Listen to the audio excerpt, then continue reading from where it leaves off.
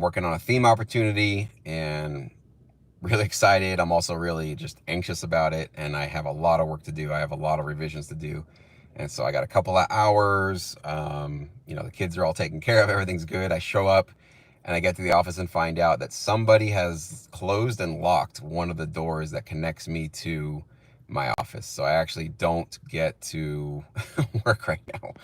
Oh, it's just driving me nuts. The amount of anticipation I had and excitement to get some work done, and then to find out I can't do it yet, is driving me nuts. So I figured out, well, why not jump on here, say hi to you guys.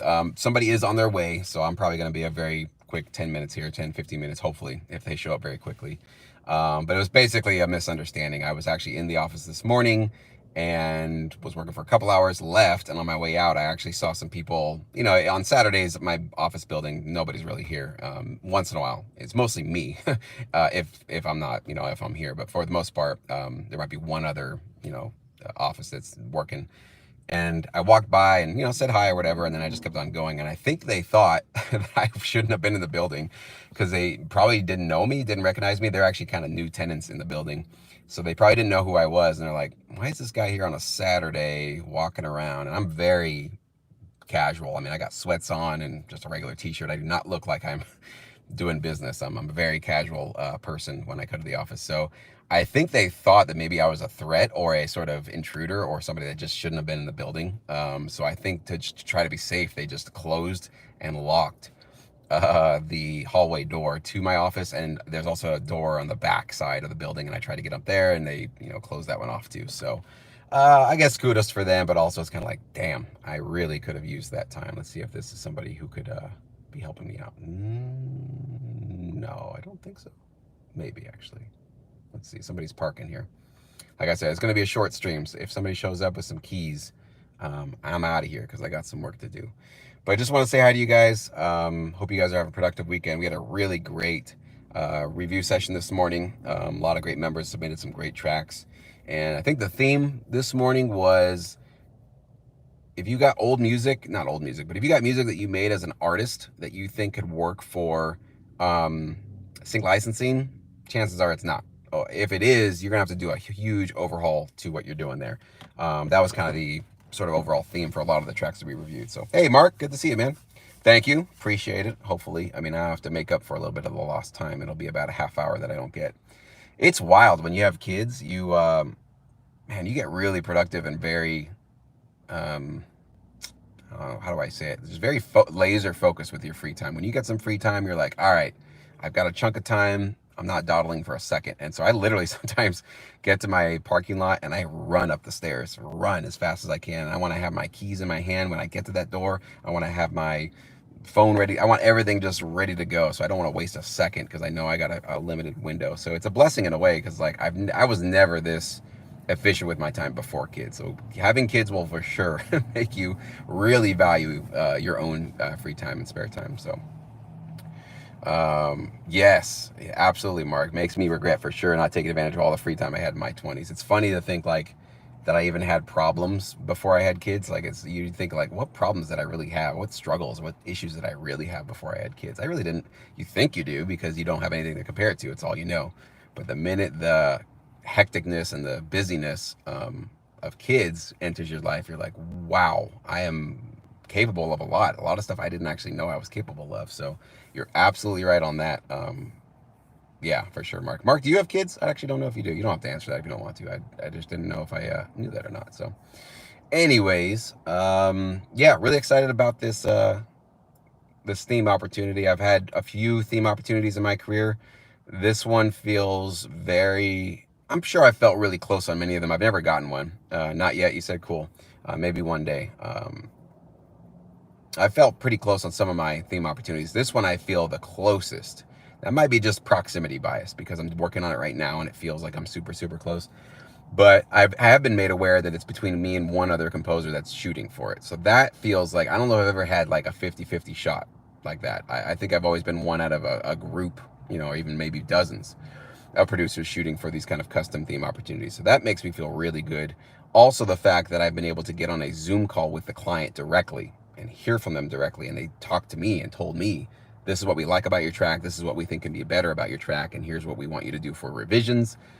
I'm trying to remember in my career, I don't know if I ever had direct contact with clients. It was always through libraries. And this is a deal through a library, but the library is roping me in on these conversations, which is really cool. But certainly humbling me in many ways because, I go back and forth from feelings of I'm a genius. I know exactly what I'm doing. This is going to be a home run. I'm absolutely getting this. This is my theme, getting that confidence, that cockiness, to getting some feedback last night, which was that I had 2 tracks submitted. And one of the 2 tracks, the library basically in a polite way said, that ain't it. Let's just not do that. That's just not really working. And it was just like, that sinking feeling of like all that work, all that, it's not even so much the work, it's the emotion, it's the excitement, it's I think I got something good here. And then somebody saying, that ain't it, man. That's just not it. And then you have to kind of just accept that, humbly go like, okay, that's not it. Take a little bit of the bullet, take a little bit of that kick in the gut, and then go, all right. It's like a feeling of zeroing out, of like, all right, let's just pretend that that's gone. At least I now know what didn't work. That feels like progress, right? That didn't work. Now I know what isn't the direction I should go in. The second track I did submit, they were definitely much more excited about. It still needs some finessing. It needs some revisions. And even after they gave me the notes, it became more clear to me that I had actually more work to do as well, even beyond what they had told me. There were a lot of things that weren't exactly syncing up with the visuals that I was provided with. So I was really grateful for that because we're doing this back and forth internal revision process before we pitch it off to the client. So that's been like, it's humbling because it's like, man, I thought I was somewhere, and you realize, nope, you aren't quite there yet. You got a little bit more work to do. And then the other thing that was kind of exciting and also humbling was they said, listen, why don't we do another track? This one's working great, but it'd be great to have a third option now that falls in line with a couple of other notes that we heard on that Zoom call. Would you mind doing that? And it's like, okay, I just have to zero it all out and go like, all right, we tried it. That didn't work. I got to start fresh. I got to kind of come at this with a whole new approach, whole new direction. And it's reminding me of all the times that I did these kind of gigs where you have to just keep your ego in check, not get too attached. It's almost impossible though. I get so excited going through these. You can probably hear it and feel it in my voice. I'm so excited. I'm so hopeful for it and grateful to be able to do it. And, obviously I want to get this gig. I really want it to work out. It may or may not happen. Of course, there obviously is another composer. And at the end of the day, they might decide on both of us saying, I don't think you guys got it. We got to go with a different direction. That's obviously always a possibility. So trying to keep that, humble pie always within my grasp so that I'm not getting carried away with the emotions of it, and trying to just, stay calm, cool, collected, focus on high quality music, focus on trying to match up with the visuals as much as possible. But it's a tall order to do all this kind of stuff.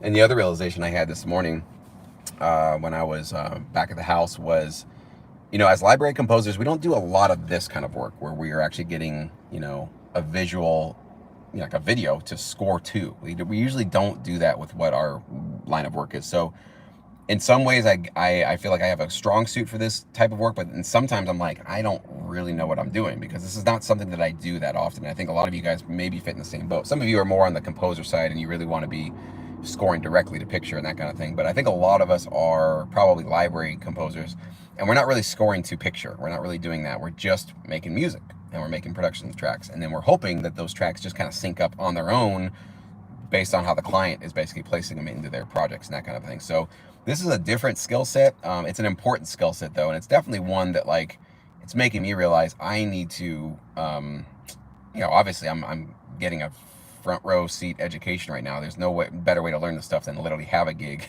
and I have to learn on the job as fast as possible to remind myself of how to do this stuff. But I do think this is something that I should put together, a kind of a course or just videos here on YouTube, just at least expressing how I get through these gigs, what mistakes I've already made, tons of mistakes I've already made, what I would want to not do next time I get an opportunity like this, so you guys can kind of stay away from these sort of mistakes and maybe do something a little bit more, wise with your time and your approach to these kind of opportunities. Because, let's be honest, the theme placements are really the home runs in our line of work. Yeah, commercials are obviously big. There can be some big sync fees, that kind of thing. Sports, it kind of depends on where the placements are, but if you really want to get into that sort of next level of like ridiculous, tens of thousands of dollars, potentially even more of royalties coming in, themes, jingles, it's got to be sort of the prominent placement for an actual TV show. And so when you get these opportunities, when you guys get them in the future, I really hope every single one of you guys do. You got to jump on them with both hands, and you got to not, you can't become complacent or lazy with it. You have to work. It was funny. I was talking to the landlord, and I said, if you can't get somebody over here in the next 20 minutes, my office is on the second floor. I said, I'm going to go home, get a ladder, and climb up to my balcony and try to break into my office because there's a door on my balcony. And I said, I might break something, but I have to get into my office this week, and it's just got to be done. I was halfway joking. I don't know if I actually would have done that, but it's kind of like I think you got to bring that sort of intensity to these kind of gigs. And then every time you get revisions, every time you get a no, don't see it as a sort of like, I remind myself of this. Don't see it as a rejection or you're no good at this, because that's the thought that I was getting is like, ooh, maybe I'm not that good at this. They completely just said no to that entire thing that I was thinking was actually cool and I was proud of.